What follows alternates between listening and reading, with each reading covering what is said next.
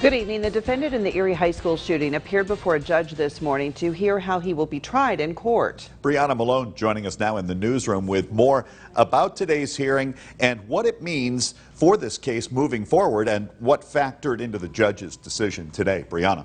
Sean and Jill, the 14-year-old defendant from the Erie High School shooting, will be tried as an adult, and a local attorney tells us what this means for the defendant. 14-year-old Jamari Crosby is charged with the April 5th shooting inside Erie High School that left one student wounded. Crosby appeared before Judge Drusilla this morning in a 2-hour hearing that would determine how he will be tried in court. The defendant will be tried as an adult. A local law official tells us what factors into a case being moved from a juvenile case to an adult case.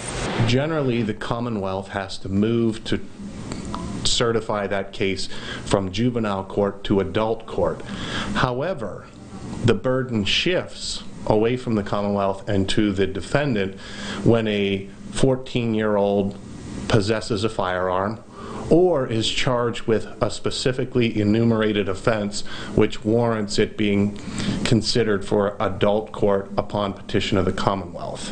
In this case, there's both. Crosby has been transferred from the Edmund L. Thomas Detention Center to the Erie County Prison on $100,000 cash bond. This came after the district attorney proposed to move the case to adult court and after Judge Drusilla rejected a defense request to postpone the transfer. A local attorney tells us that being tried as an adult can bring a more severe set of penalties. As an adult, there are sentencing guidelines, but generally speaking, the maximum possible penalties are much more than 7 years. They're 15 years, 25 years, things of that sort. The next step will be a July 7th hearing before Erie County Judge John Meade. Sean? Yeah, and interesting to note that the defense in this case actually consented to have it moved into adult court.